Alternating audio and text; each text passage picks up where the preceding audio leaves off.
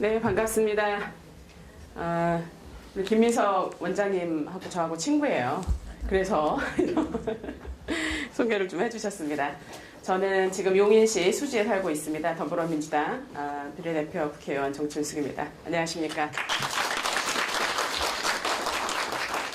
예, 제가 오늘 말씀드릴 거는요, 제목 그대로 여성정치 100년 성평등 민주주의라고 하는 제목으로 말씀을 드릴 건데요.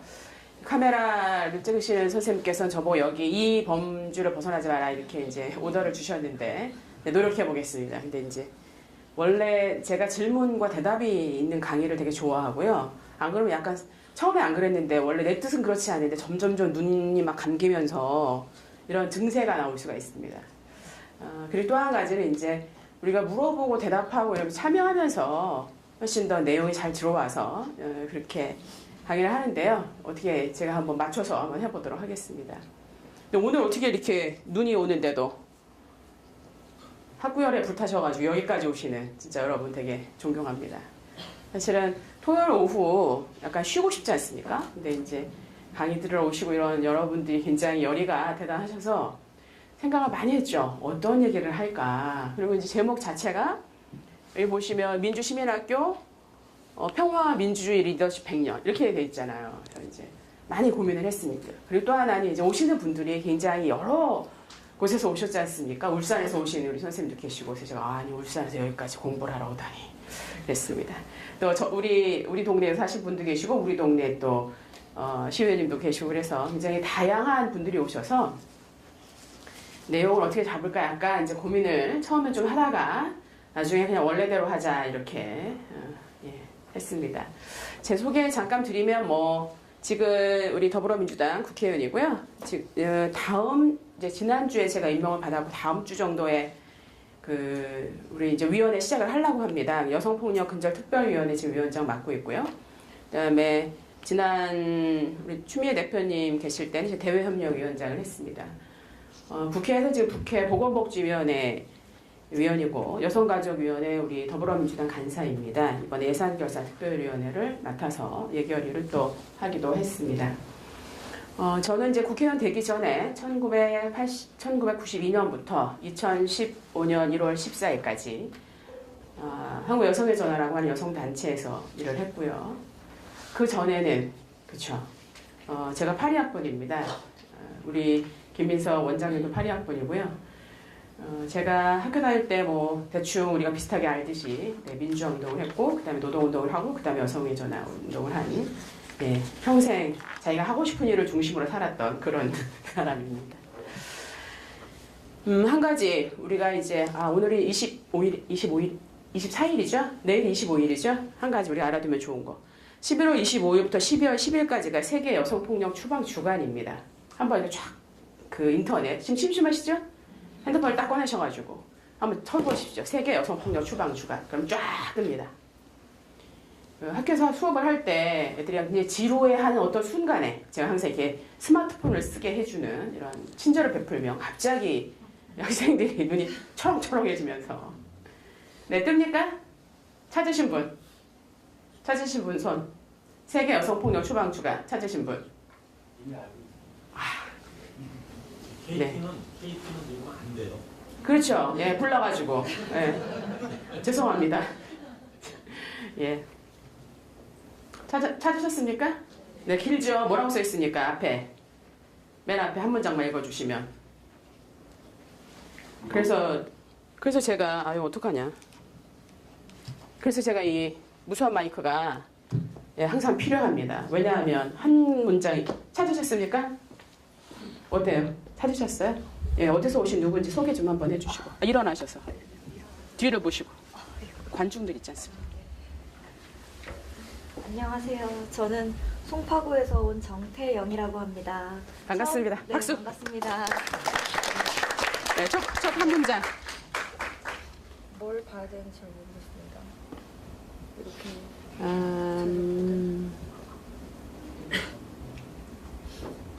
보시면 여기 읽어주시면 되죠. 네. 아니면 요 밑에 여기 한 장. 여기 예.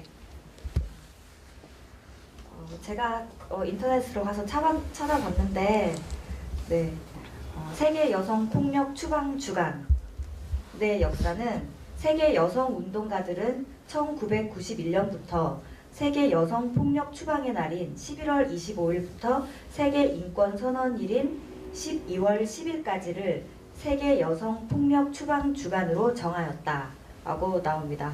네, 감사합니다. 박수. 네, 제가 이렇게 하기 때문에 이 무서운 마이크가 필요하고요. 여러분께서 무엇이든 제가 뭘 여쭤봐도 뭐라고 대답을 해도 다 정답이니까 혹시 제가 묻게 되면 아무 두려움 없이 아무 말이나 하시면 됩니다. 제 소개는 여기서 그만하고요. 이제 여성 정치 100년 그러면서 어떤 얘기를 할까 많이 생각을 했습니다. 제가 뒤에 이제 외국의 여성 운동 시계가 여기 없군요. 이러다가 이제 나중에 막 뛰어갈 수가 있기 때문에 외국의 여성 운동도 잠깐 얘기를 할 거고요. 사실 뒷부분을 더 많이 할 건데 오늘 여기 오신 여러분께서는 공부를 하시겠다라고 하는 의지가 굉장히 많으시니까 얘기를 하죠. 일단은 1989년에 여권 통문이라는 게 발표가 됐습니다. 이것도 제가 이제 여러분이 그냥 찾아보시는 게 더 난데요. 여성의 평등한 교육권과 참정권, 직업권을 명시한 최초의 여성인권 선언입니다. 근데 이제 사실은 원래 이 얘기를 하기 전에 여기 앉은 우리는 왜 이 성평등 민주주의를 공부해야 되나 이런 고민을 먼저 시작을 하셔야죠. 왜 그럴까? 잠깐 앞에 좀 딴 얘기를 하면 올해에 대한민국을 엄청나게 흔든 수많은 사건이 있었죠. 어떤 사건이 있었습니까?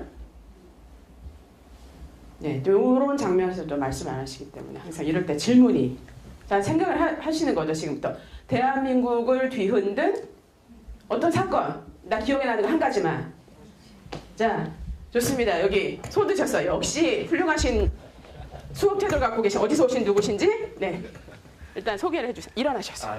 안 보이지 않습니까? 네. 네, 반갑습니다. 관악구에서 온 안진섭이라고 합니다. 네, 박수. 저는 개인적으로 남북 정상회담 때 판문점에서 이제 문재인 대통령님과 김정은 위원장인가요? 네, 네. 두 분이서 만나셔가지고 한 몇 마디 나누시다가 이제 김정은 문재인 대통령이 이런 말씀을 하셨대요.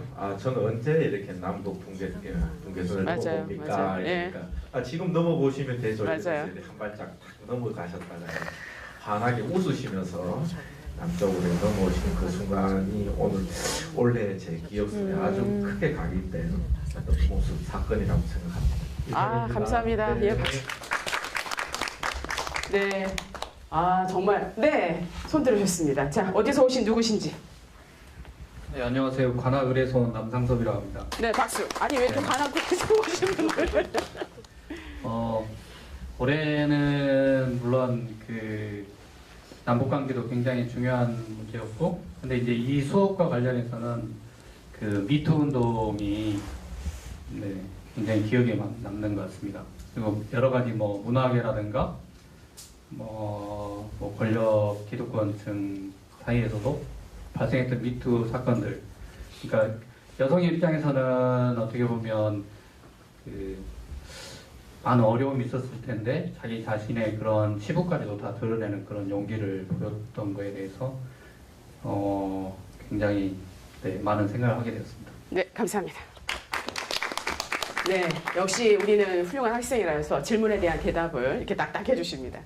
정말 남북 정상회담을 보면서는 제가 약간 이제 드디어는 늙어가지고 주책이 점점 심해지는구나 이런 생각을 하는 거는 볼 때마다 눈물이 나는 이런 4월 27일 날 이제 대통령께서 이제 청와대를 나오셔가지고 차를 타고 가는데 아무것도 아닌데 거기서부터 막 울기 시작하면서 이게 상태가 내가 그 다음에 이제 갑자기 만나셨잖아요. 그때도 또 막 눈물이 나서 나는 이게 정말 감동적이었습니다.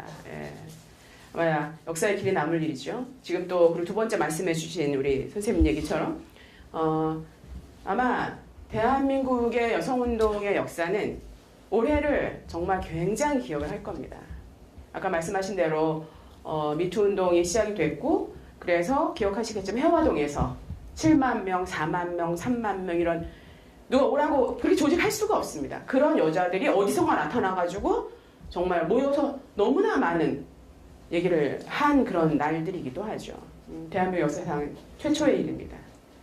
그래서 도대체가 이 앞으로 우리가 가져야 하는 평화와 민주주의의 리더십이라고 하는 이 제목에서 도대체 여성이라고 하는 범주는 여성이라고 하는 여성들이 갖고 있는 수많은 얘기들은 무슨 얘기가 되어야 할까? 혹시 여기 오신 많은 분들 중에 앞으로 정치를 하거나 뭐 정치를 안 한다 하더라도 우리가 정치하는 것만 리더십을 발휘하는 게 아니기 때문에 그랬을 때 나는 여성 문제 어떻게 이해해야 할까? 라고 하는 것이 하나의 숙제가 되기도 합니다. 아까 우리 김민서 원장님이 말씀을 하셨는데 문화와 여성이라고 하는 것이 앞으로 대한민국 혹은 우리 당이 살아가는 데서 굉장히 핵심적인 키워드가 될 거다 이렇게 얘기를 했거든요. 저는 성평등 문제가 반드시 대한민국의 핵심 문제가 될 뿐만 아니라 우리 당이 다른 당들과 차별성을 갖는 굉장히 중요한 아젠다가 될 거라고 생각을 합니다.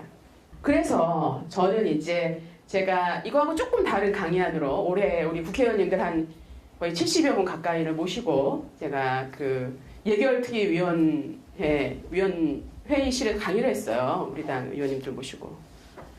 그리고 이제 뭐 강의 요청 올 때마다 갈 수는 없습니다. 시간이 약간 없는 편이어가지고. 하지만 이제 우리 당원 혹은 우리에 관심이 있는 분들이 요청을 할 때는 제가 강의하려고 하지요.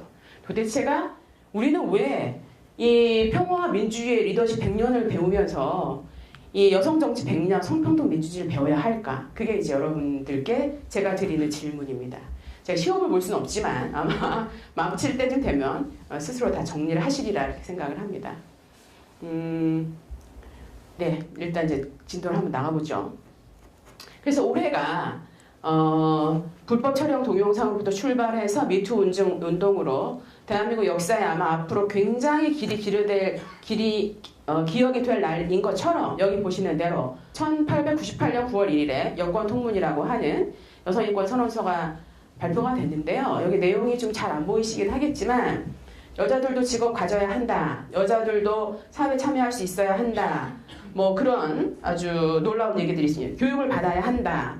그리고 문명 개화 정치에 참여할 권리가 있다. 뭐 이런 얘기들 하고 있습니다. 이거는 시대를 초월한 굉장히 놀라운 일이고요. 올해 여권통문이 이제 발표된 100년이 돼가지고요. 그래서 이제 이와 관련된 행사가 있기도 했습니다. 그 다음을 좀 보면 이 사진이 아마 올해 8.15였던 것 같은데 대통령께서 여성 독립운동가들의 이름을 부르셨는데요. 대통령께서 이름을 부르시면 정말 그동안에 잃어버렸던 역사가 막 다 깨어나죠. 저는 참 좋습니다. 그런 게. 강주룡이라고 하는 분인데요. 한국 최초의 여성 노동운동가이고 독립운동가이고 이게 이제 고무공장에서 임금을 일방적으로 삭감하는 것 때문에 여기 을밑대라는 데 올라간 거예요. 그래가지고 우리가 최초의 고공농성이다 이렇게 얘기를 합니다. 네. 그래서 이분이 명언을 했죠. 여기 보시는 것처럼 내가 권리를 포기해서 다른 사람에게까지 피해를 줄 수 없다. 이게 이제 굉장히 중요한 얘기인데요. 이렇게 얘기했습니다. 우리는 우리들 임금이 깎이는 것만 걱정하지 않습니다. 우리 임금이 깎이면 평양에 있는 다른 고무공장 노동자들의 임금도 깎일 것입니다. 나는 많이 배우지 못했습니다. 그렇지만 내가 권리를 포기해서 이거죠. 내가 권리를 포기해서 다른 사람까지 피해를 줄 수 없습니다. 이렇게 얘기했습니다. 이것이 이제 우리가 공동체 혹은 노동운동 혹은 인권과 관련된 얘기를 할 때 선구자들이 갖는 마음의 자세인 것 같습니다. 그래서 이제 이런 그림이 있었습니다. 사실은 우리나라 최초의 고공농성이죠. 그 여성들이 보통 뭐 나약하다 혹은 뭐 이렇게 겁 많다 이렇게 생각할지 모르지만요. 우리나라 이게 딴 나라도 그렇긴 하지만 여성들이 굉장히 용감합니다. 저는 이제 그런 걸 많이 보고요. 그래서 이제 이렇게 이제 여성의 정치, 여성의 인권, 노동 이런 게 이제 시작이 되었습니다. 이분은 이제 노동운동가, 독립운동가고요. 이번에 이제 그 이전에도 이미 독립운동가로 인정을 받은 바 있습니다. 이게 이제 여성 참정권의 실현인데요. 참정권은 우리가 아는 것처럼 나만 이 투표할 수 있는 거 혹은 뭐 그 내가 후보가 될 수 있는 거 이런 걸 말하는 거죠. 가장 기본적인 거. 근데 여기 보면 이렇게 돼 있어요.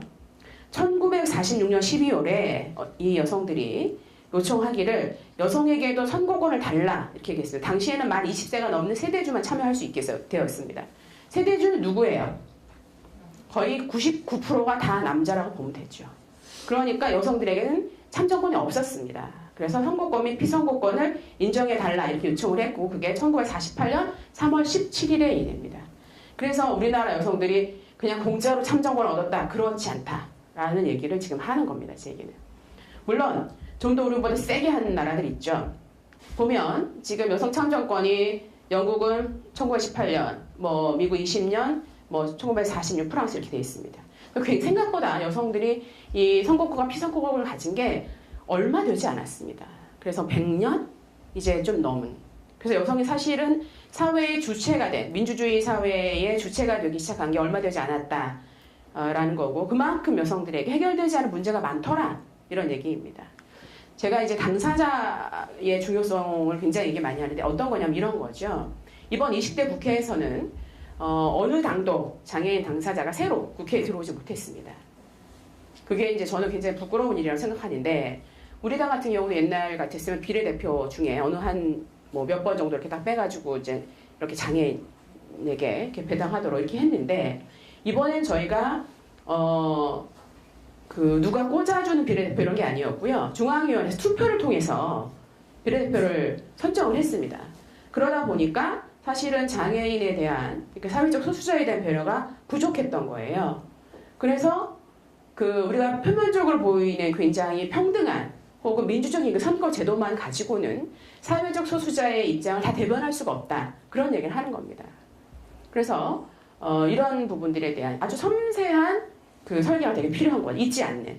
근데 이제 예를 들면 이런 거죠. 뭐 제가 아까 저희 이력에서 보신 것처럼 저는 여성운동과 또 여성폭력 문제 이런 거 굉장히 오랫동안 해온 사람이기 때문에 누가 가르쳐 주지 않아도 저절로 알게 되는 게 있습니다. 어떤 상황에서 이게 뭐가 좀 이상해. 그럼 분명히 이상한 거거든요.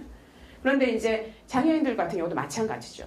본인들이 여기에 들어와 있으면 훨씬 더 강력한 목소리를 낼 수 있는데 그렇지 못한 것들 때문에 굉장히 안타깝습니다. 어떤 의회, 정치와 의회에 대해서 얘기하는 분들이 이렇게 얘기하시죠. 대한민국 국회는 대한민국 인구 구조와 대한민국의 산천이 다 들어와야 한다 이렇게 얘기를 합니다. 그러니까 산이 들어올 수는 없지만 산에 사람도 들어와야 되고 어촌에 있는 사람도 들어와야 되고 농촌에 있는 사람도 들어와야 되고 여성이 우리나라 인구의 2분의 1이면 2분의 1 들어와야 되고 이런 얘기를 하시는 거죠. 왜 그렇게 되지 않았을까? 라고 하는 것에서 우리의 질문은 시작이 됩니다. 그렇죠. 평화와 민주주의 리더십 뭘까? 네. 그 다음에 이제 외국에 이게 이제 영국인데요. 영국과 프랑스 이 사람은 아주 유명한 사람 올랭드 그주라고 하는 사람인데요. 프랑스 이 사람이 한 명언 기억나시죠? 여성이 사형대에 오를 권리가 있다면 의정 연설 연단 위에 오를 권리도 당연히 있다 이렇게 얘기했습니다. 아주 유명한 여성운동가고요. 그 다음에 이제 이 펜커스트라고 하는 영국 사회운동가인데 참정권을 얻기 위해서 단수 투쟁을 하고 체포와 속방 12차례 계속한 이거 아십니까? 서 프로젝트라고 하는 영화가 있었습니다. 혹시 보신 분 계세요? 저는 네 감사합니다. 역시 깨어있는 시민들의 모임이다 우리는. 네, 서 프로젝트라는 영화가 있었습니다. 한번 보시면 참정권을 얻기 위해서 여기 경마장에 뛰어들어갑니다. 그래서 죽었죠. 그래서 이제 이렇게 20세기 초 영국에서 참정권 운동을 벌인 여성들 지칭하는 운동이에요. 서 프로젝트 운동이. 그래서 1908년부터는 말이 아닌 행동을 구호로 전투적인 투쟁 노선을 가지고 이렇게 이제 경마가 시작이 되는데 막 시작이 될 때 거기 뛰어들어가가지고 뭐 참정권 여성에게 참정권을 허용해라 이렇게 하고 이제 말에 밟혀가지고 죽기도 하고 폭탄을 터뜨리기도 하고 이런 과정을 겪게 되죠. 그래서 이런 거 보면서 이제 우리나라 여자들이 뭐 1948년 이후에 뭐 저절로 참정권을 가졌다는 둥 이렇게 얘기를 하지만 아까 보신 것처럼 뭐 강주령, 여권통문 수많은 여성 독립운동가들이 있습니다. 그분들이 여성의 평등한 참여 이런 걸 요구를 한 거죠. 그래서 우리나라는 약간 참정권 운동이 좀 다릅니다. 어디 갔지? 다릅니다. 뭐냐 하면 우리나라 같은 경우는 여성운동을 하면서 독립운동을 그러니까 독립운동을 하면서 여성운동을 하고 민주화 운동을 하면서 여성운동을 이 두 가지 그러니까 사회적인 문제에 개입하거나 눈 뜨면서 여성운동 같이 하는 이런 나름의 특성이 있습니다. 근데 이런 특성이 나중에 어떻게 되냐면 상당히 여성운동의 뿌리를 깊게 하지만 사회운동으로서의 또 한 측면으로는 여성운동이 독립적인 그런 운동을 하는데 또 어려움이 있기도 합니다. 그건 1980년대에 여성운동이라든지 좀 살펴보시면 내부에 항상 그런 토론이 있습니다. 그러니까 1980년대 같은 데는 우리가 민주화운동에 다 몸바치는 시절이었기 때문에 정말 그때는 여성운동이 우리가 이렇게 불렀습니다. 여성운동을 부문운동이라고 부르고요. 그 가치를 굉장히 이렇게 아주 협소하게 이렇게 생각했던 그런 시절도 있습니다. 지금은 이제 많이 달라졌죠. 그래서 한국의 여성운동은 그런 차이가 있습니다. 그리고 또 하나는 이제 뭐 이분에 대한 여러 가지 평가가 있습니다만 박순천이라는 그 정치인 계시죠?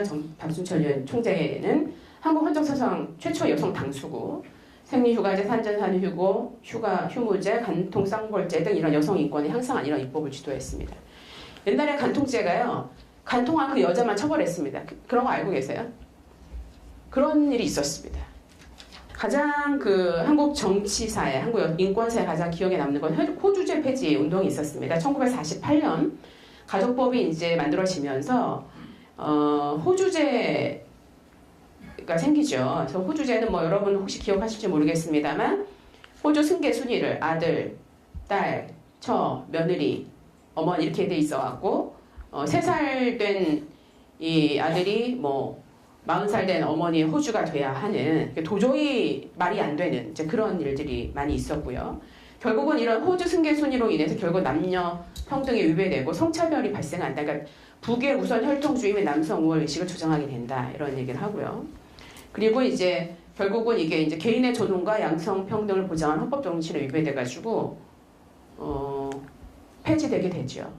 사실 이것 때문에 굉장한 논란이 많이 있었습니다. 껍데기만 있는데 뭘 그러냐, 그냥 내버려 둬라 이런 얘기를 하기도 하고 이것에 반대해서 1997년부터는 부모성 함께 쓰기 운동. 그래서 왜 성 2개 쓰시는 여성이나 남성들 있잖아요. 이제 그런 분들이 바로 이런 운동을 하시는 이제 그런 겁니다. 근데 이게 상징적이지만 사실은 우리가 태어나면서부터 아버지의 성을 따르게 되는 그런 내용들이 있는 겁니다. 제가 죄송하지만은 혹시 선생님 성함이 어떻게 되시나요? 정태영 씨예요? 네. 그럼 아마 잘은 모르겠지만 아버님이 혹시 네. 정씨 씨. 선생님 성은 어떻게 되십니까? 윤지은 쌤이시구나. 그러면은 혹시 아버님 성 선생님 성은 어떻게 되십니까? 네, 박종훈입니다. 그랬어요? 그럼 아버님은 성함이 어떻게 되십니까? 네, 박씨. 참 이상하네요. 왜 여기 계신 분들은 아버님이랑 성이 같으신 거예요? 안 이상하십니까? 어머니도 계시잖아요. 네. 자, 한번 어머니는 성함이 어떻게 되죠? 그렇습니까? 네. 그러시구나. 어머니는 그러시구나. 그러시네요. 뭐 윤씨 아니면 네. 어머니 김씨입니다. 성이 다르시네요. 네. 네. 왜 물어보는지 아시겠죠? 우리는 한 번도 의심해 본 적이 없습니다. 제가 정춘숙이잖아요. 그래서 저는 학교 갔을 때는 항상 정춘숙이라고 생각을 했죠. 아무렇지도 않게. 그쵸? 저희 어머니는 이제 장씨세요. 단 한 번도 의심한 적 없습니다. 왜 그럴까요? 우리 사회가 다 그렇기 때문입니다. 그러니까 아버지하고 성이 이상한 다른 사람을 우리가 굉장히 색안경을 끼고 보는 그런 근거가 되기도 했죠. 그래서 사실은 우리는 정한 바가 없는데 내 성이 그냥 태어나면서부터 그냥 아버지, 그리고 자식은 태어나면서부터 아버지에게 속하도록 되어 있는 것이 바로 이 호주제입니다. 그러면 엄마는 어디 갔나요? 그런 문제 제기를 하게 된. 그래서 이거는 껍데기만 있는 것이 아니라 사실 우리 사회를 기본적으로 규율하고 있는 원칙처럼 되어 있는 거죠. 지금은 부모가 아이가 태어나기 전에 성을 뭘로 쓸게 이렇게 정하면 되지만 기본이 아버지 성을 쓰고 합의하면 엄마 성도 쓸 수 있는 이렇게 되어 있습니다. 그래서 뭐라고 하냐면 껍데기만 바뀌었어 이렇게 얘기하기도 합니다. 어떤 그 유명한 소설가가요 이렇게 말했습니다. 자기는 태어나서 한 번도 성차별 당해본 적 없어 이렇게 얘기를 하셨어요. 그래서 그렇군요. 참 좋은 집안에서 태어나셨네요. 이렇게 얘기하면서 이렇게 물어봤죠. 그러면은 그분이 김땡땡 씨예요. 김땡땡 씨께서는 아버님 성함이 어떻게 되시나요? 이거 김땡땡이래요. 왜 김땡땡이실까요? 그분이 대답 못 하시죠. 어머니는 이땡땡 씨래요. 그럼 왜 어머니 성은 안 따르셨나요? 아니 글쎄요. 그게 바로 뭡니까? 호주제이고 부모는 그러니까 자식은 아버지의 성을 따라야 한다라고 하는 호주제이고 그 다음에 바로 그런 것들이 우리는 전혀 인식하지 못하지만 머리끝부터 발끝까지 우리 사회가 가지고 있는 남성 중심 사회라고 하는 것에 포함되어 있는 거예요. 그렇지 않습니까? 여러분 왜 나는 아버지랑 성이 같을까 이런 고민해 보신 적 있으세요? 없죠. 있으세요? 훌륭하십니다. 저는 어머니 아버님 성이 같아가지고 아, 이 자습을 씁니다. 그러세요. 멋지십니다. 예. 여기 선생님만 특별하고 대부분은 다 안 그러세요. 99%. 근데 의원님이 좀 도와줘야 되는 게 있는 게 네.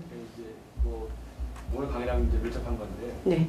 제가 올해 그 한 과자회사랑 지금 분쟁 중이에요.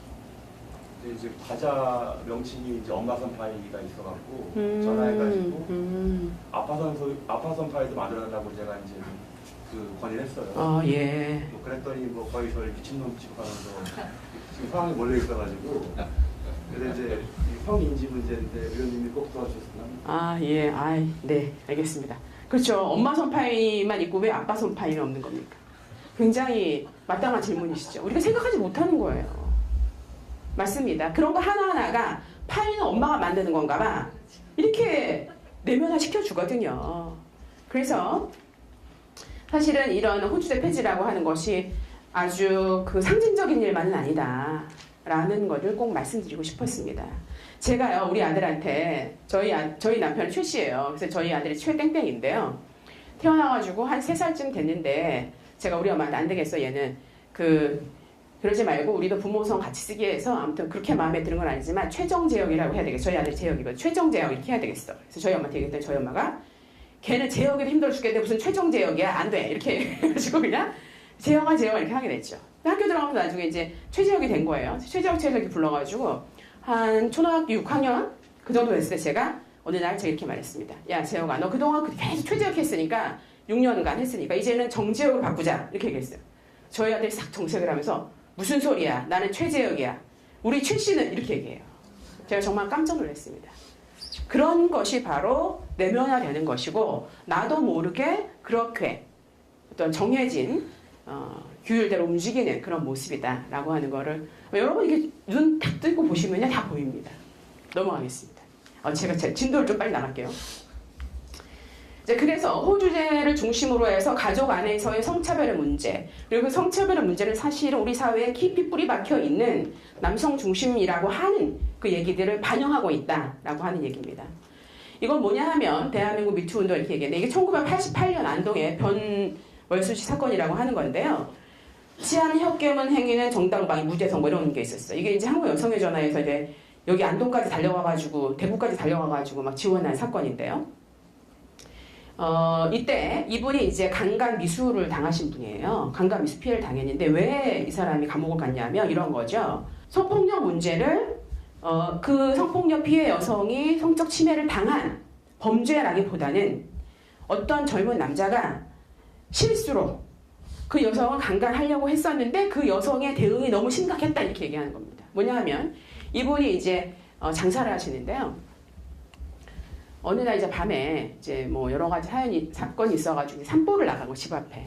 근데 좀 의식한 데가 있었는데 남자 청년 2명이 오더니 이 여성을 이제 강제로 껴안고 이렇게 입을 맞추면서 성추행을 하는 이런 사건이 발생한 거죠. 근데 이분께서 그 강간하려고 하는 그 강간범의 혀를 확 깨물어가지고 혀가 잘라졌어요.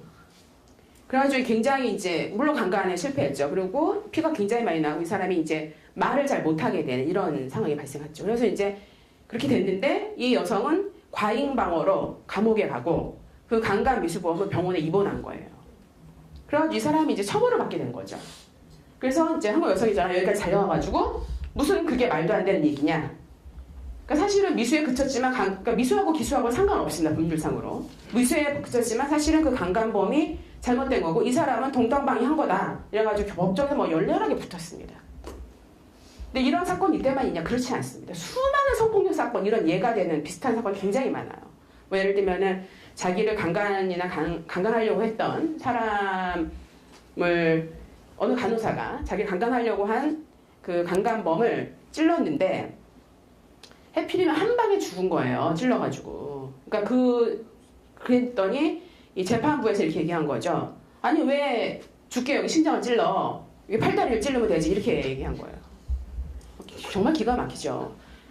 놀라운 그런 엄청난 지금 강간 당할지도 모르는 그런 급박한 상황에서 팔다리 더구나 그때 불이 꺼져 있었는데 팔다리 구분해서 찌를 수가 없죠. 그거는 자기가 재판하는 이런 대낮에 밝은 대낮에 제가 객관적으로 판단할 수 있는 판사의 입장에서 얘기를 하는 거지 어떻게 팔다리 어딘지 알고 찔러요.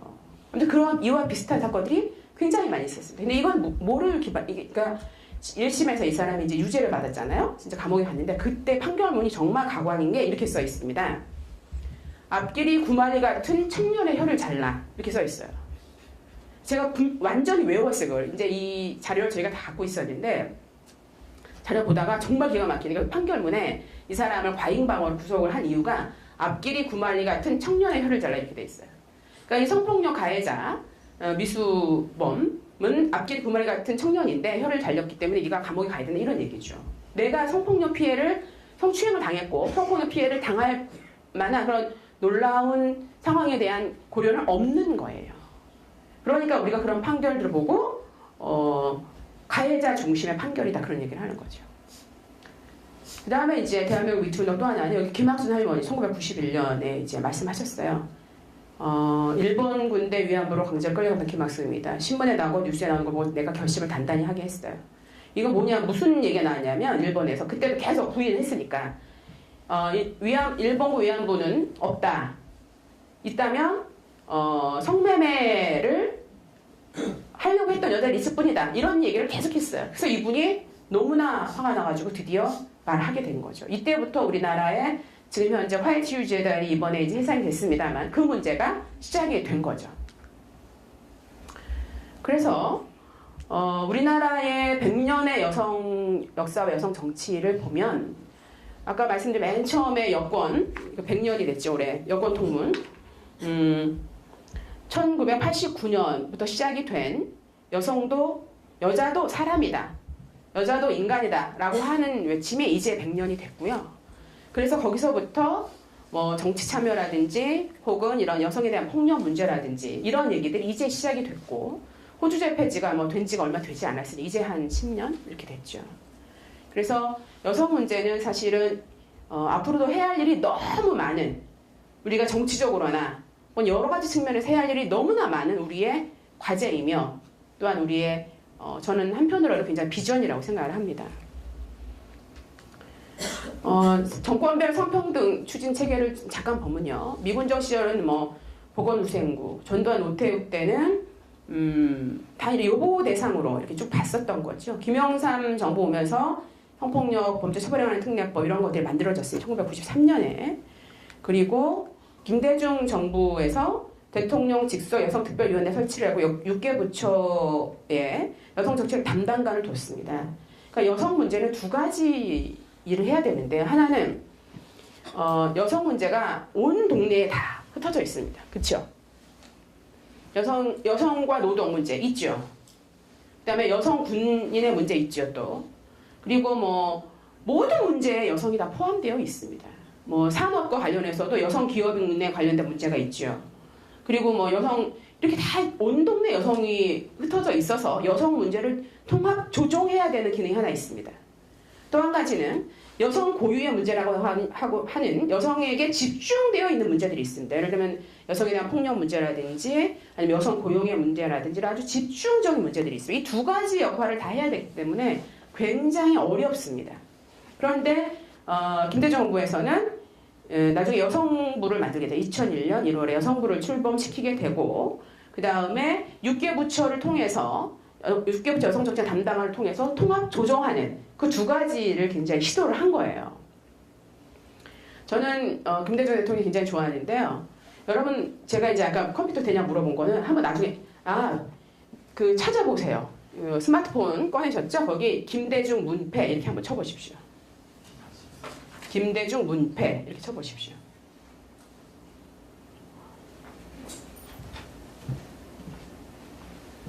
찾으셨습니까? 문패 찾으셨어요? 그 문패 언제 만든 건지 혹시 아세요? 모르시죠? 자, 이거는 퀴즈입니다. 자, 그 문패 맨 처음에 언제 달았을까? 제가 오늘 이제 거의 확정을 했는데요. 네? 아, 그러니까 선물은 저랑 차를 1시간 정도 마실 수 있는 이런 시간을 죄송합니다. 제가 무리를 쓸 정도인데. 다 찾으셨죠? 김대중 문패. 그 문패가 1964년에 달렸습니다. 저도 정말 깜짝 놀랐는데요.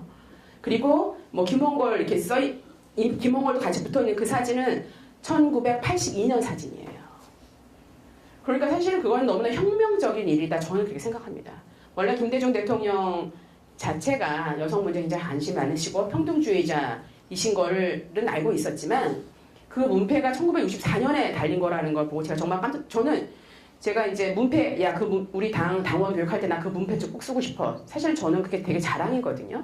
제가 자유한국당이란 다른 당 정말 생각하고 싶지도 않지만 혹시나 그 동네 갔으면 어떻게 할 뻔해서 이런 끔찍한 생각이 드는 게 사실은 그거는 굉장한 자랑입니다. 저는 굉장히 프라우드해요. 그 문패가. 누가 시켜서도 아니고 본인이 다뤘다는 거 아닙니까? 그 문패를. 그리고 여성 문제에 굉장히 많은 발전을 할 수 있었던 그런 시기였습니다. 물론 그렇다고 해서 뭐든지 다 오케이 하신 분이 아니세요. 제가 가정폭력 범죄 처벌에 관한 특례법, 가정폭력 방지 및 피해자 보호에 관한 법률을 우리가 1994년부터 시작해 1998년까지 해서 만들었는데 그때 이제 대통령이 앉으실 때 그 개 같은 날의 오후라는 영화를 보러 오셨어요. 그때 이제 그게 프로젝트를 만든 거죠, 우리가.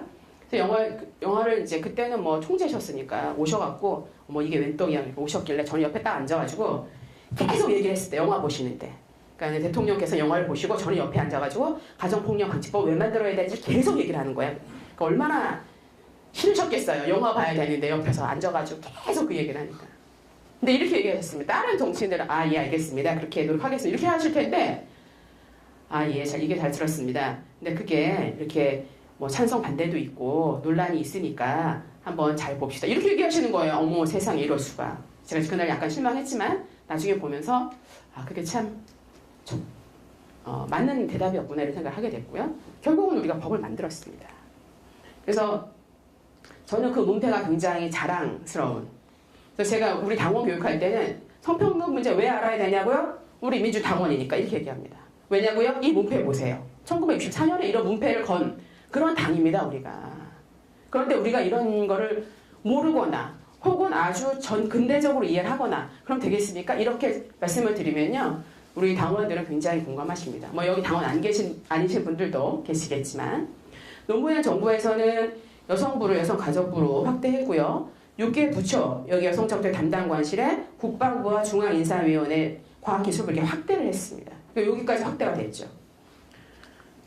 이명박 정부 때는 이제 여성가족부 폐지 이런 거 해가지고 지금도 기억이 나는 3월달에 너무너무 추웠는데 정말 가서 정말 엄청나게 정말 신나게 데모를 했습니다. 박근혜 정부 때도 사실은 굉장히 여성 정책이 발전하지 못했다 이렇게 좀 보여지고요. 지금 우리 정부에서는 대통령께서 성평등위원회 설치를 지금 추진 중에 있습니다. 8개 부처의 양성평등 정책 담당관을 설치하고 계시고 문재인 대통령께서 페미니스트 대통령 되시겠다 이렇게 얘기를 하셨습니다. 저는 그게 저 나름의 이해로는 사실은 앞으로 성평등이라고 하는 이 문제가 대한민국의 많은 문제를 해결하는 키라고 생각하셨기 때문에 그렇게 얘기하신 게 아닐까 이렇게 생각을 합니다. 넘어가면요. 성평등이라는 뭘까? 제가 대한민국이 이제 왜 그게 성평등 문제가 왜 키일까 이렇게 좀 생각을 해보면 이런 문제가 있습니다. 우리가 지금 저출산. 아마 올해 출산율이 1.05명을 넘지 못할 것이다. 그게 이제 작년 출산율이잖아요. 그렇게 얘기를 하고 있습니다. 근데 이 아이를 적게 낳고 이 인구가 줄어드는 게 뭐가 문제냐면 노동력이 굉장히 줄어드는 문제, 생산 가능 노동 인구가 굉장히 줄어들게 되는 문제가 있고요. 그 다음에 이제 그러다 보니까 이 악순환이 계속 가는 거죠. 회복이 안 되는 겁니다. 그러니까 당연히 사회보장이나 여러 가지 문제가 생길 수밖에 없는 그런 구조가 되는 거죠. 그리고 그래서 여기 합계 출산율이 작년에 1.05명이었는데 이거보다 더 떨어질 가능성이 상당히 있다. 지금 얘기하고 있고요. 그로 인해서 고용절벽 굉장히 심각하게 되고 저성장이 계속되는 거죠. 그런데 제가 항상 질문하잖아요. 그러면은 도대체가 이 저출산 문제 어떻게 해결해야 할까? 제가 얼마 전에 이제 우리 김성태 자유한국당 원내대표께서 세상에 연설을 하시는데 무슨 돈을 막 준다 그래가지고 제가 정말 제가 그래서 바로 페이스북에 썼습니다. 사실은 그렇게 애기 한 명 나면 얼마 주고 애기 2명 나면 얼마 이런 거 이제 굉장히 인구 정책적으로 접근하는 건데요. 그렇게 해서는 되지 않는다라고 하는 것이 우리보다 앞서서 저출산 문제 해결하는 많은 나라에서 이미 입증을 했습니다. 제가 국회 저출산 저출산 문제 해결위원 이제 국회의원 포럼의 이제 멤버인데요. 저희가 외국의 사례들을 다 가서 이렇게 이제 보고 싶지만 가지 못하니 거기 대사님들을 불러서 얘기를 들었어요. 그런데 이제 스웨덴, 프랑스 이런 대사님들이 오셔가지고 저희가 이제 방법이 뭐냐 물어보니까 이렇게 얘기했어요. 강력한 성평등 정책을 우리는 폈다 이렇게 얘기하는 거예요. 그러니까 우리 의원님들이 아니 우리도 성평등 정책 하는데 뭐 그거 말고 딴 거 없느냐 또 물어봤어요. 그랬더니 또 스웨덴 대사님이 아니 글쎄요 그래서 우리는 강력한 성평등 정책을 폈다고요 이렇게 얘기하는 거죠. 그러니까 우리 의원님들이 또 물어봤어요. 아니 글쎄요 성평등 정책 우리도 하는데 그거 말고 뭐 딴 거 없습니까? 그랬더니 다시 한번 마지막에 또 얘기했습니다. 우리는 강력한 성평등 정책을 했습니다 이렇게 얘기하시는 거예요. 성평등 정책의 수준이 되게 다른 겁니다. 그러니까 뭐 예를 들면 육아휴직뿐만 아니라 우리는 임금에 있어서 우리나라 여성의 임금 격차 보시면 여성 정규직 임금 64%고 그렇죠? OECD 1등입니다 우리나라가. 그래서 임금 격차가 굉장히 크죠. 강력한 성평등 정책은 뭡니까? 이 격차를 굉장히 줄이는 걸 말하는 거예요. 굉장히 생각보다 어렵죠. 어렵습니다. 64%를 계속 줄이는 거죠. 그 다음에 여성이 지금 보면 성별 임금 격차 우리나라 1등인 거 보셨고 비정규직이 35점 그러니까는 보면 비정규직의 여성이 41%예요. 임금 격차는 보면 여성 비정규직 35.8%를 받고 있습니다. 남성 정규직 100이라고 했을 때 굉장히 낮은 임금에 지금 있는 겁니다. 강력한 성평등 정책이라고 하는 정책은 이런 부분을 해결을 하는 걸 굉장히 어렵죠. 반해서 우리나라 여성들은 굉장히 공부를 많이 합니다. 그런데 많은 여성들이 고용시장에 진입하고 있지 못하죠. 그건 수많은 데이터들이 말해주고 있습니다. 제가 이렇게 데이터를 얘기를 해도요. 사람들이 잘 안 믿어요. 안 믿고 싶은 거죠. 그런데 사실은 이런 여성들이 더 많이 노동시장에 참여할수록 우리나라는 훨씬 더 발전할 수 있다라고 하는 것이 IMF, IBRD, WTO 이런 수많은 세계적인 경제기구가 우리한테 권고하는 사항입니다. 그 기구들한테 우리나라가 어떻게 하면 더 발전할 수 있나요? 어떻게 우리가 3만 불 여기서 이제 왔다리 갔다 하는 걸 넘어갈 수 있나? 이렇게 물어볼 때 너희들 여성이 더 많이 노동시장에 참여해야 한다. 근데 여성을 더 많이 노동시장에 참여하게 하려면 아까 모실 임금 격차를 계속 해소해야 됩니다. 육아 문제 이런 뿐만 아니라 이런 문제 해결해야만 여자들이 직장을 가는 거죠. 그래서 사실 성평등이라고 하는 문제는 저출산에서 노동 문제에서 사회 보장에서 굉장히 핵심적인 키워드가 되는 거예요. 그런데 굉장히 재미있는 건 뭐냐면 이런 거죠. 지난번 제가 이제 옛날에도 그런 뭐 낙태 문제라든지 뭐 이런 여러 가지 여성과 아주 직접적인 문제가 있을 때 토론에 딱 가면요. 거기 오신 대부분의 사람이 다 남자예요. 그래서 제가 한번 그렇게 얘기를 했습니다. 제가 알기로는 아이를 여자가 낳는 걸로 아는데 맞죠? 대답을 안 하시네. 제가 틀렸습니까 지금? 아는데 왜 이런 직접적인 문제, 그러니까 직접적인 당사자잖아요. 이런 직접적인 문제에 여성들이 와서 토론하거나 발제하거나 발표하지 않습니까? 여기 왜 이렇게 의사 선생님들만 잔뜩 있습니까? 이래서는 안 되고요. 실제로 그 여성들이 아이를 왜 낳지 않는지 혹은 아이를 어떻게 해서 낳게 됐는지 이런 거를 얘기해야 되지 않습니까? 제가 그런 얘기를 한 적이 있습니다. 그렇게 실제로 이 문제 해결을 직접적으로 우리가 할 수 있는 여러 가지 방법이 있는데 우리는 전문가라고 하는 전문가 물론 필요하죠. 전문가만 아는 것 같은 혹은 전문가의 함정에 빠져서 그런 직접적 당사자의 목소리를 다 놓치고 있는 겁니다. 제가 이런 일을 막 하면 무슨 얘기하냐면 이렇게 얘기하시죠 또. 아이고 요즘은 옛날하고 틀려서 다 여자들 세상이야. 여자 세상이 얼마나 좋아진 줄 알아? 이렇게 얘기하세요. 맞는 말씀입니다. 옛날 불 떼서 밥 해먹고 살던 시절에 비하면 지금 굉장히 좋아진 거 맞죠. 제가 1964년생인데요. 그때보다 지금 훨씬 달라졌죠? 근데 1964년에 대한민국의 세계적인 수준은 어떻습니까? 가난한 나라였지 않나요? 그러면 지금 2018년 대한민국의 세계적인 수준은 어떻습니까? 세계 10위에서 14위를 왔다 갔다 하는 무역 대국이죠. 유엔에서도 정말 엄청난 돈을 내는 그런 나라입니다. ODL 이제 주죠. 그거에 비하면 대한민국 여성의 사회적 지위는 1964년보다 지금 그래서 세계 10위권 안에 드나요? 그렇지 않습니다. 그래서 뭐라 그러냐면 사회 구조, 사회적 경제적인 대한민국의 발전에 비해서 대한민국 여성의 사회적 지위가 굉장히 낮기 때문에 이게 굉장히 렉이 걸린다 이런 얘기를 합니다.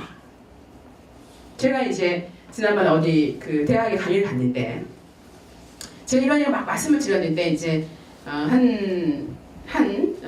어떤 남성분이 막 아니라고 그러시는 거예요. 아니에요. 여자들 얼마나 살기 좋은데요. 저는 월급 다 갖다 주고 용돈 탔습니다. 막 이런 얘기예요. 뭐 그럴 수 있죠. 그래서 제가 이제 근데 하필 또 그분 바로 앞에 어떤 여자분이 앉아서 열심히 듣고 있었어요. 그래서 제가 물어봤습니다. 어떻게 생각하십니까? 요즘 그 옛날보다 뭐 살기가 좋아졌는데 여성 중심적으로 많이 변했으니까 어떠세요? 하필 앞에 앉으셔가지고 어떻게 생각하세요? 별로 그렇지 않아요. 그분도 딱 이렇게 말씀하셨어요. 별로 그렇지 않다고 생각합니다. 그래서 제가 드릴 말씀은 수많은 통계가 말을 해주고 있고요. 그 다음에 여성들 스스로가 내가 공부한 만큼 일할 수가 없어. 내가 공부한 만큼 지금 진급이 안 돼. 혹은 내가 기여하고 싶은 만큼 기여할 수가 없어. 라고 한다면 문제가 있구나 이렇게 생각을 해야 됩니다. 내가 계속 아니라고 하는데도 끝까지 아니야 괜찮아 넌 잘 살 너는 평등해 이렇게 말하는 건 말이 안 되는 거죠. 보시면 뭐 많은 통계가 있습니다만은 방탄유리 천장 한번 볼까요? 관리직 비율이 여성이 10.5%인데 OECD 평균이 37%입니다. 여성 임원 보드 멤버라고 했죠? 한국 2.4%인데 OECD 평균 20.5%예요. 여성 국회의원 말할 것도 없습니다. 예. 지금 우리나라는 17%죠. 그래서 예를 들면 경제 혹은 정치 이렇게 사회의 주요한 일을 결정하는 곳에서 여성들이 아직도 굉장히 낮은 위치에 있기 때문에 여성의 목소리가 충분히 들어가지 않는다. 정책 결정에. 그런 일을 계속하는 겁니다. 그렇기 때문에 우리가 여성들에게 할당제 이런 얘기를 하는 거죠. 사람들이 할당제 그러면 막 난리가 나는데요. 우리 30% 할당제 이런 얘기를 하는 것은 한 집단에서 다른 집단의 목소리가 들리는 것이 30%는 돼야지 목소리가 들리기 때문입니다. 우리가 이제 임계 한계량이라고 하는데요. 이제 그런 얘기를 하는 거죠. 제가 이제 약간 좀 정리를 해보면 이런 겁니다. 그럼에도 불구하고 나는 그냥 옛날처럼 살래 이렇게 살 수 있습니다. 그런데 우리가 잘 아는 것처럼 세상이 막 너무나 변하고 있는데 나만 옛날처럼 막 살려고 하면 이런 거죠. 성희롱 같은 거 예를 들면 옛날에는 다 그랬어 이렇게 얘기를 해서 계속 그렇게 사시면 어떻게 됩니까? 네, 이제 살기가 힘들겠죠. 네. 저희 이제 돌아가신 외할아버지라고 말씀드리면 저희 할아버지 그러니까 옛날 분들은 다 이렇게 이제 뭐 장남이 나를 뭐 이렇게 모시고 뭐 이렇게 살기를 다 기대하잖아요. 그럴 거야 이렇게 기대를 하지 않습니까? 근데 이미 자식들은 부모를 이렇게 모시고 싶지 않아요. 그게 사실인데도 이제 끝까지 이제 모든 재산을 다 아들한테 주고 막 이러다가 결국은 이제 뭐 쓸쓸히 외로이 돌아가셨죠. 그래서 제가 그렇게 말했습니다 우리 엄마한테. 그러니까 내가 마지막 3억이 남았을 때 저희 할아버지가 이제 그 땅이 개발되는 바람에 엄청 부자가 되셔가지고 그거를 다 이제 삼촌한테 주다가 결국은 이제 3억이 남았는데 그때 제가 그랬죠. 이제 요양원을 가셔야 차라리. 그래야지 요양원 그러니까는 차라리 그렇게 하는 게 낫다. 이렇게 얘기를 했는데 끝까지는 안 하시고 이제 우리 삼촌에게 모든 걸 다 주고 돌아가셨는데 결국은 이제 뭐 별로 이렇게 좋지 않게 돌아가셨죠. 그래서 세상이 변하는데 나는 옛날 그대로 살래 라고 하면 삶 살기가 쉽지 않습니다. 그렇죠? 그게 뭐 대표적인 게 미투 운동 그런 거죠. 미투 운동이 세화역 시위의 본질 뭡니까? 성별에 따른 차별과 편견, 폭력이 없는 실질적인 성평등 사회를 만들어줘. 그런 얘기입니다. 근데 아마 여러분들도 그거를 직접 보시면 굉장히 생각이 달라지실 거예요. 여기 오신 남성분들은 뭐 당연히 그럴 건데 제가 맨날 하는 게 있습니다. 이 성평등의 문제, 성차별의 문제는 도대체 누구의 문제일까? 누구의 문제일까? 그렇잖아요. 여기서 항상 제가 물어보는 게 있습니다. 돌아가셨거나 살아계시나 혹시 어머니 계신 분 한번 손 들어보시겠습니까? 어머니 계신 분. 네, 감사합니다. 혹시 남성분들 결혼하셨으면 아내가 있으신 분? 네, 감사합니다. 그럼 혹시 따님 계신 분? 네, 좋습니다. 손 한 번도 안 드신 분 한번 손 들어보세요. 아, 그러세요? 네. 제가 이렇게 여쭤보는 이유는 뭐냐 하면 이 여성 성평등의 문제, 이것은 여성만의 문제가 아니라는 걸 제가 말씀드리는 겁니다. 그렇죠. 나의 누나의 문제일 수 있고 내 부인의 문제일 수 있고 내 딸의 문제일 수 있고 우리 어머니의 문제일 수가 있습니다. 그것은 저기 있는 저 어떤 사람의 문제가 아니라 그것은 나의 문제이고 그것은 우리 가족의 문제이고 또한 그건 우리 사회의 문제이고 우리 국가의 문제이다 라고 하는 겁니다. 성평등의 문제는. 딱 입장 바꿔서 생각해 보시면 됩니다. 내가 우리 딸이 대학 나와서 공부도 잘했고 직장을 막 죽기 살기를 억지로 들어갔는데 거기서 미스 김 일요일 날 나오면 내가 좀 우리 회사에서 잘 지낼 수 있는 일을 좀 알려줄게. 그래갖고 아무도 없는 일요일 날 불러요. 그래서 뭐를 가르쳐준다라고 하는 명목으로 성추행을 해. 성추행을 했어. 제가 말씀드리는 건 제가 다 경험한 사례 말씀드립니다. 실제로 한 사건들. 그러면 어떠시겠어요? 성추행 당했어. 참고 있어라. 이렇게 얘기하시겠습니까? 그럴 수도 있지. 이렇게 하시겠습니까? 아니죠. 내 문제라면. 미국의 어떤 교도소에서 실험을 했답니다. 강간범으로 잡혀온 사람들에게 물어본 거죠. 만약에 저처럼 너의 엄마나 누나나 여동생이나 혹은 딸이나 이런 사람들이 그런 성폭력 사건 당했으면 어떻게 해? 그 가해자한테 어떻게 하겠어? 물어보니까 뭐라고 할게요? 그렇습니다. 차마 제 입으로는 말 못하지만 그렇게 대답했습니다. 평소에 난 억울해. 나는 정말 이거는 거짓말이야. 난 그런 일 한 적이 없어. 이랬던 사람들이 그렇게 대답한 거예요. 그래서 제가 항상 드리는 첫 번째 질문은 그거죠. 이 성평등 문제는 누구의 문제냐? 누구의 문제? 그것은 바로 나의 문제입니다. 여성이기 때문만이 아니라 나의 문제입니다. 나의 문제, 우리 가족의 문제, 결국 우리 사회의 문제입니다. 그리고 우리 사회가 지속 가능하기 위해서는 반드시 해결해야 할 문제입니다. 아까 우리 저출산의 문제, 노동의 문제, 사회보장의 문제 이렇게 얘기했죠. 그리고 그 역사가 이제 최소한 100년이 되었다. 그리고 그 여자들이 이제는 말을 하더라. 말을 하기 시작을 했다. 그리고 결국은 이렇게 성평등한 대한민국이라고 하는 것은 그럼 여자만 잘 먹고 잘 살자는 거냐? 그렇지 않습니다. 제가 굉장히 좋아하는 우리 정지현 교수님 막 홍보를 해주네. 서울예대 정지현 교수님이 있어요. 그분이 이제 이렇게 얘기했습니다. 만약에 남성들이 이 가부장제가 얼마나 남성에게 억압적인 것인지를 알게 된다면 그 사람들이 먼저 여성해방운동 하자고 할 것이다. 그런 얘기를 했어요. 성평등의 문제는 여성과 남성이 대결하는 문제가 아니고요. 여성과 남성이 어떻게 하면 이 차별적인 문제를 함께 해결해서 지속 가능한 사회로 갈 거냐 이런 문제입니다. 저는 IMF 이런 일 있을 때 이제 남성들이 막 직장을 못 다녀가지고 집에 미안해가지고 밖에 나가서 노숙자가 되었다 이런 얘기가 정말 남성에게 가부장제가 어떤 것인지를 절대적으로 보여주는 거라고 생각하거든요. 아니 사람이 돈 벌 때도 있고 못 벌 때도 있지 돈 벌 때만 사람인가요? 돈 벌 때만 남편인가요? 아니잖아요. 정말 가족이라고 한다면 이 사람이 자기가 정말 직장에 쫓겨나고 어려운 상황일 때 어떻게 해야 됩니까? 같이 의논하고 같이 해결하고 더 위로받고 이렇게 해야 되는 거잖아요. 근데 그렇게 하지 못했다는 거예요. 남성의 가치는 돈 버는 거야. 이렇게 하니까 돈 못 버니까 가치 한 개도 없어져. 이런 말도 안 되는 상황이 발생하는 거죠. 또 그런 거 있습니다. 한국 남자 변해에 산다 이런 MBC의 특별 다큐멘터리도 있었는데요.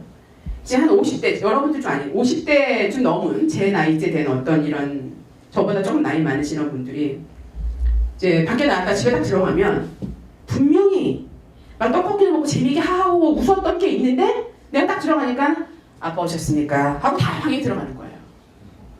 저 아는 한 분은 늘 그렇게 사시다가 이제 은퇴를 하셨어요. 그러니까 아들이 너무 궁금한 거예요. 얘가 취업 준비는 잘하고 있는지 아니면은 뭐 여러 가지로. 그래가지고 걔가 이제 걔를 맨날 기다리는 거 밤 10시, 11시. 그러니까 이제 부인이 아니 왜 이렇게 애를 기다리냐고 그냥 같이 자라고 이랬는데도 이제 그날 계속 기다렸다가 걔 아들 딱 들어오니까 걔가 이제 철수라고 하면 철수야 일로 좀 와봐. 앉아봐. 그러니까 철수 확 돌았죠. 네, 왜 그러세요? 그러니까는 아빠가 이제 너 그래서 취업 준비 잘 되고 있는 거야? 이렇게 얘기를 하신 거죠. 얘가 이렇게 가만히 아빠를 보다가 아니 원래대로 하세요. 그리고 방으로 들어갔다는 거 아니에요. 평소에 대화가 없고요. 정말 돈만 버는 사람이 되다 보니 나중에 돈을 안 벌게 되니까 정말 아무것도 아닌 것 같은 그런 오해와 착각과 슬픈 현실이 있는 거죠. 저는 이 여성이 더 많이 사회에 참여하고 여성이 주체로 서는 것이 남성과 서로 대립된 그런 문제라고 생각하지 않습니다. 여성과 남성이 힘 모아서 이제 지속 가능한 대한민국을 만들어가는 거죠. 그리고 이제 점점 우리도 같이 벌지 않으면 살기가 너무 어렵지 않습니까? 그렇다고 한다면 그 같이 벌고 같이 키우고 같이 나누는 그런 관계가 돼야 되는 거죠. 그렇지 않고서는 대한민국을 지속 가능하게 만들 수가 없습니다.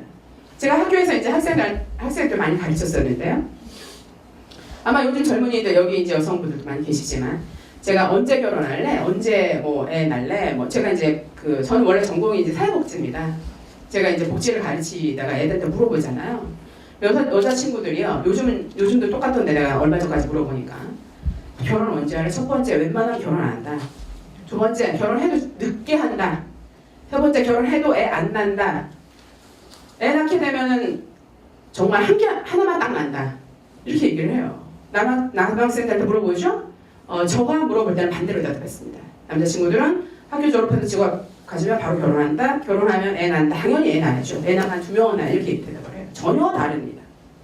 그래서 여자친구들한테 물어봤죠.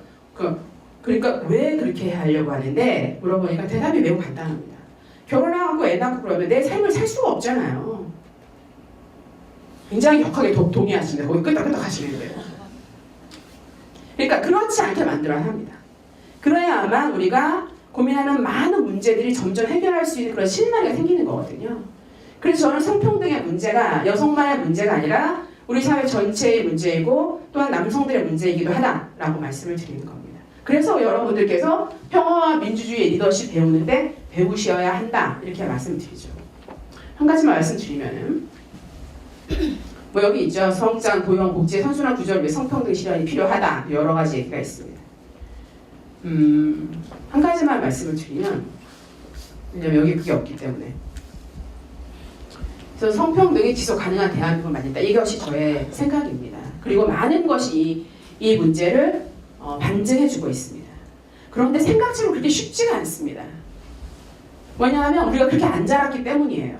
저 오랫동안 여성운동했고 지금 또 이제 이 문제에 굉장히 관심을 갖고 있음에도 불구하고 머리끝에서 발끝까지 기본적으로 남성 중심적으로 혹은 그렇게 정리되어 있기 때문에 이거를 번들기 굉장히 어렵습니다. 혹시 여러분들은 그런 거 있으셨어요? 저는 우리 집에는 갈치 가운데 토막이 주인이 있었습니다. 이름은 안 써있지만. 그러셨어요? 전혀 처음 듣는 얘기신가요? 주인이 있었죠? 예. 그런 게 바로 우리가 얘기하는 남성 중심을 얘기하는 겁니다. 어떻게 그런 일이 있을 수 있어요? 갈치 이름이 안 써있는데. 어느 날 제가 열이 받쳐가지고 갈치 가운데 토막을 확 먹었습니다. 그래서 엄마한테 막 혼났습니다. 아이 이게. 그래서 저는 간혹 이런 분들 계십니다. 성평등 문제, 뭐 여성 문제를 얘기하셔서 괜히 뭐야 나한테 뭐라 그러는 거야? 그렇지 않습니다.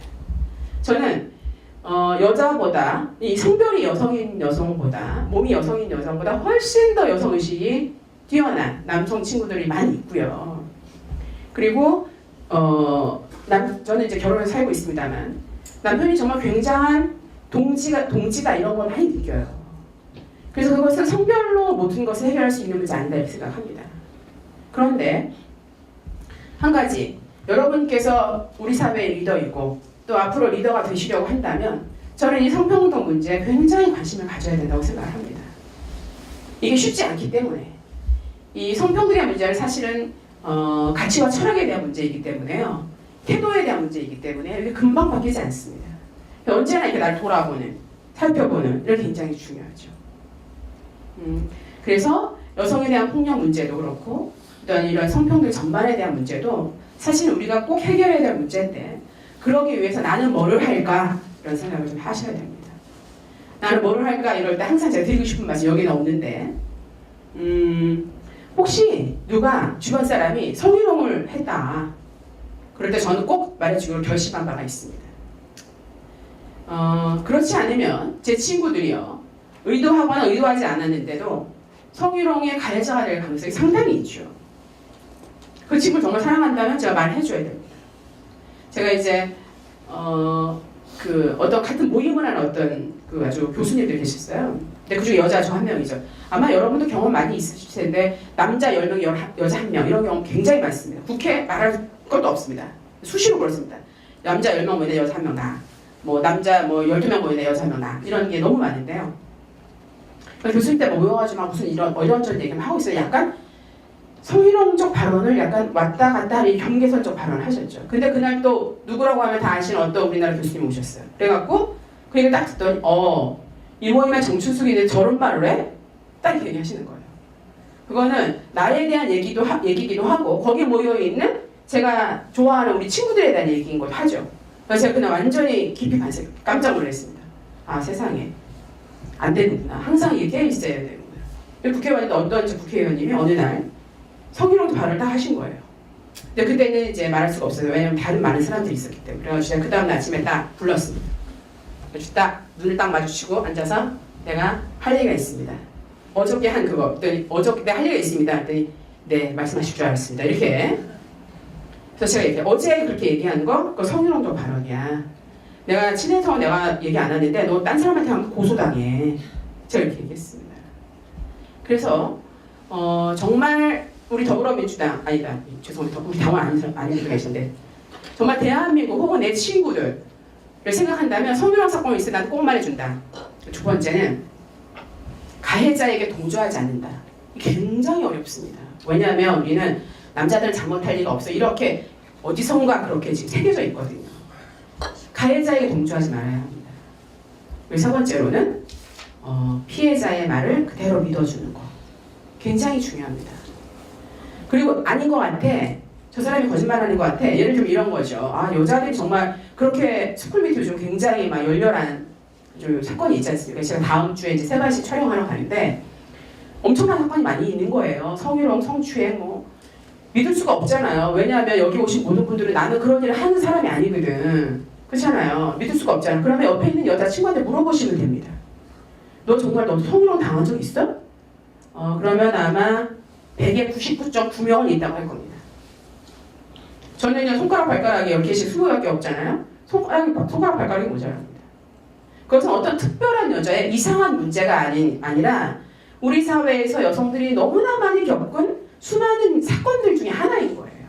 왜냐하면 그래도 된다고 특별히 그것 때문에 문제 삼지 않았기 때문에 성폭력 가해자에게 앞길이 구말리 같은 청년의 혀를 자른 그 성폭력 피해자 가해자가 되었던 그런 사회였기 때문에 여성에 대한 폭력이 너무너무 많이 있었던 겁니다. 그럴 때 물어보시면 됩니다. 여동생에게 야 너도 혹시 저런 일 있었니? 정말 친밀한 정말 믿을 만한 관계라면 사실대로 다 얘기를 할 거예요. 저는 이제 그런 일 있을 때마다 남편한테 물어봅니다. 군대에서 무슨 일 있었나? 이렇게 자세히. 그래서 저는 이제 성평등 문제를 우리 리더십 혹은 리더의 역할을 하는 우리 사회에 여러분들은 반드시 아셔야 한다. 저는 오늘 사실 이렇게만 얘기한 거면 할 얘기가 너무 많은데 꼭 아셔야 되고 반드시 관심을 가져야 하고 그리고 내가 무엇인가를 하려고 할 때는 더 중요한 그런 문제입니다. 요즘 뭐 미투 때문에 여러 가지 사건이 있었습니다만 정말로 굉장히 중요한 그런 문제고요. 대한민국이 지속 가능한 대한민국이 되기 위해서도 여성들이 더 많이 참여해야 되고 그런 조건을 만드는 것이 사실 우리가 해야 할 일이기도 합니다. 그래서 저는 이 성평등 문제에 관심이 있고 이 문제를 잘 해결하고자 하는 사람들이 반드시 리더가 될 것이고 그리고 그분들이 새로운 역사를 쓸 거라고 이렇게 믿고 있습니다. 제가 왔다리 갔다리 하면서 여기까지 얘기를 했고요. 네, 질문 있으시면 네 알겠습니다. 네 질문 받도록 하겠습니다. 네. 질문을 좀 이렇게 압축적으로 좀 해주시면 네 마이크 제가 드릴게요. 네. 여기 거 네 여기 있습니다. 아니 제가 켰으니까 쓰세요. 그 아파선파위의 출신을 주장하는 시민 이상도입니다. 네. 이제 그 성불평등 문제랑 그 유리천장 문제는 공공 부분보다 사실은 민간 영역이 더 훨씬 취약하다는 게 사실이지 않습니까? 네.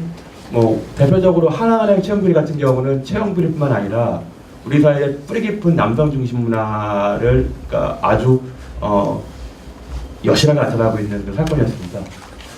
이제 그런 부분에서 이제 여성운동가로서 민간 부분에서의 성불평등 문제랑 유리천장 문제를 극복할 수 있는 그런 대안은 어떤 것인지 의원님의 결의를 듣고 싶습니다. 네, 감사합니다. 네, 질문 또 하나. 네, 말씀해 주세요.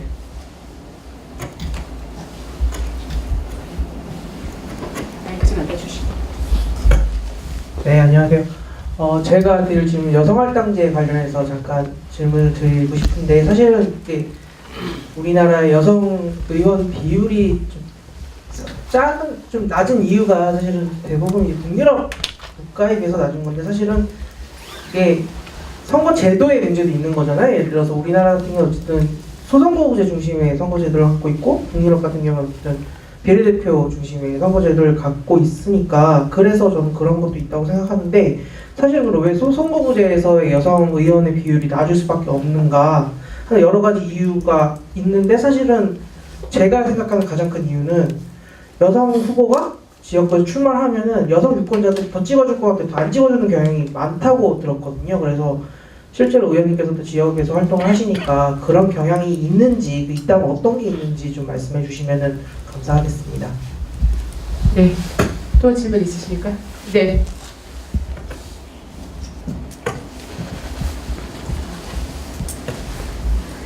네, 저는 법학을 전공한 학생인데요. 그래서 두 가지 말씀드리고 싶은데 아까 변홀수 그 사건을 봤는데 저는 학교를 다닐 때 이 사건을 판례를 통해서 배웠거든요. 그래서 이름을 붙여가지고 교과서에서는 혀절단 사건이라고 나왔었어요. 그래서 근데 이거를 공부를 하면서 또 교수님께서 말씀하시기로 판례 두 가지를 상반된 판례를 말씀해 주셨는데 하나는 여성의 성기 모양을 본뜬 모형은 음란물로 판명을 했어요. 판례에서. 그런데 여성의 성기 모양을 본뜬 모형은 음란하지 않은 물건으로 판명을 했는데 남성의 성기 모양을 본뜬 모형은 음란한 물건이라고 이렇게 판명을 했어요. 그래서 판례를 이렇게 암기를 해라 이렇게 말씀을 하시면서 교수님께서 말씀을 하시기로 대법관들이 대부분 남자들이기 때문에 남자들한테 있어서는 여성의 성기 모양을 본뜬 것은 익숙하다. 익숙하기 때문에 이것은 음란하지 않은 것으로 판결을 내렸고 그리고 네, 교수님께서 이런 식으로 암기를 하라고 이렇게 말씀을 해주셨거든요. 그런데 대법관들이 대부분 남자이기 때문이라고 이렇게 말씀을 하시면서 의원님의 이렇게 강연을 들어보니까 왜 여성운동이 100년이나 됐는데 유리천장은 아직 없어지지 않는지 그게 한 가지 궁금하고 그리고 나머지 하나는 또 제가 법학을 전공하다 보니까 저는 우리 이번 연도에 제일 가장 크게 가장 인상 깊게 봤던 것이 대체복무제를 만들지 않은 것이 헌법 불합치 판례를 받은 것이 저는 그게 가장 기억에 남는데 성평등을 주장을 하면서 여성 권리 신장을 주장함과 동시에 병역의 의무도 나누어져야 한다고 생각을 합니다. 여성 권리 신장의 이런 주장이 나올 때마다 항상 여성계가 부딪히는 것이 병역 의무라고 생각을 하거든요. 여기에 대해서는 또 어떻게 생각하시는지 네, 듣고 싶습니다. 네, 여기까지만 받고 이제 가겠습니다. 안녕하세요. 의원님. 저는 대학교에서 지금 사회학과 신학을 전공하고 있는 한 학생입니다. 저는 그 의원님의 이번 강연을 들으면서 한 가지 생각이 들었는데요. 우리나라에서 이제 여성운동이 많이 진행되어 왔고 지금도 계속 발전하고 있지만 이 여성운동이 앞으로 더 크게 발전하기 위해서는 그 운동을 뒷받침하는 이론과 학문, 즉 여성학이나 젠더학에 대한 연구가 어느 정도 이상 성장 가능한 토대가 우리나라에서 마련돼야 한다고 생각합니다. 그리고 이를 위해서는 학문을 연구하는 장인, 대학 내에서의 여성학, 젠더학 연구와 교육이 지금보다 좀 더 확장되어야 한다고 봅니다.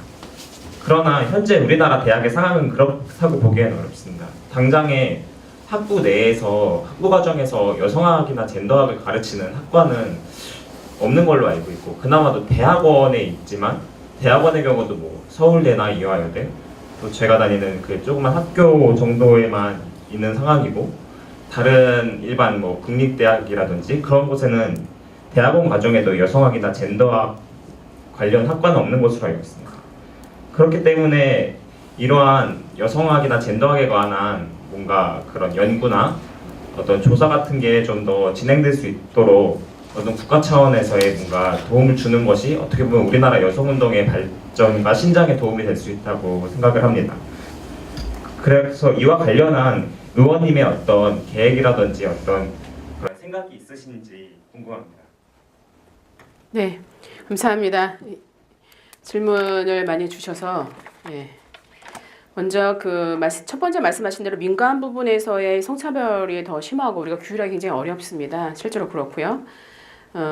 그래서 지금 사실 외국 같은 경우에서는 아까 이제 보도 멤버 말씀드렸습니다만 민간도 할당을 하도록 이제 그렇게 지금 얘기를 하고 있는 이런 상황이고요. 근데 저희는 아직 그러기엔 좀 어렵고 아까 말씀하신 대로 지금 여러 대기업이 사실은 채용 과정에서 여성들을 굉장히 차별하고 있는 것이 데이터로 지금 나타나고 있거든요. 이 부분에 대해서는 그에 마땅한 법적 조치를 해야 된다라고 하는 것이 이제 제 생각이고요. 그 다음에 이제 뭐 그 정도 말씀드릴 수 있을 것 같습니다. 그리고 선거 제도와 관련 얘기를 하셨는데 말씀하신 대로 그 여성 유권자들이 여성을 더 안 찍는 거 아니냐. 근데 이제 그거는 확실하게는 우리가 데이터로 알기는 뭐 그런 얘기를 하기도 합니다만 알 수가 없고요. 근데 이런 거 있는 것 같습니다. 그러니까 여성에 대한 일단 여성 정치인이 굉장히 낯섭니다. 잘 본 적이 없어요. 잘 본 적이 없고. 그 다음에 이제 우리가 기본적으로 정치는 남성의 영역 이런 생각이 딱 있기 때문에 저 여자가 거기 가서 잘할 수 있을까? 이런 의구심이 많이 있습니다. 그래서 저는 모델이 굉장히 중요하다고 보는데요. 예를 들면은 제가 그렇게 여성 문제에 오래 한 사람인데도 우리 한명수 총리님께서 총리로 청문회, 이제 인사청문회 받으실 때 저도 막 너무나 가슴이 떨리기도 하고 정말로 여자가 총리가 되는구나 이런 생각을 막 한 적이 있었어요. 그래서 그런 모델이 더 많이 보여지는 거, 그래서 더 많은 여성들이 도전해야 되는 부분이 있을 것 같고요. 말씀하신 대로 선거제도도 사실은 상당히 개혁되어야 한다고 생각합니다. 근데 저는 여성이 여성을 꼭 안 친다 이렇게 생각은 안 하고요. 여성 유권자를 어떻게 더 잘 설득할 거냐 그런 것들이 좀 과제가 있을 것 같긴 합니다. 그래서 모델이 더 많이 있어야 되고 또 여성 유권자를 좀 설득할 수 있는 그런 부분이 있을 것 같고요. 그 다음에 지금 이제 여성학이나 젠더를 가르치지 않는 것은 저는 굉장히 문제라고 생각합니다. 사람을 반쪽만 가르치는 거랑 똑같다고 보거든요. 제가 이제 지구를 우리가 반쪽해갖고 여자하고 남자가 완전히 따로 살 수 있는 게 아니라고 한다면 서로 협력하고 함께 할 수 있는 여러 가지 방안을 모색해야 됩니다. 너는 아니야 이렇게 하는 게 아니라. 그래서 저는 지금 제가 이제 여성폭력 근절 기본법을 제출을 했는데요. 그 법에서는 초등학교 때부터 이 성평등과 인권에 대한 교육을 지금 할 수 있도록 그런 법조항을 만들었습니다. 그래서 초등학교, 중학교, 고등학교 이렇게 쭉. 왜냐하면 지금 이제 마찬가지 의견이실 것 같은데 이 여성 성평등이나 여성에 대한 문제 혹은 소수자와 관련된 문제는 가치와 철학에 대한 문제입니다. 그렇기 때문에 아주 어렸을 때부터 체계적인 이런 교육이 필요하고요. 외국에서는 이미 그렇게 하고 있는 그렇습니다. 그래서 저는 이제 그렇게 지금 법안을 냈습니다. 이 정도로 답을 드리고 지금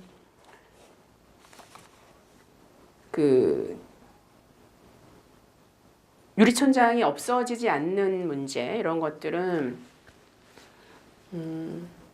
거기도 마찬가지로 이제 본 바가 없어서 그렇죠.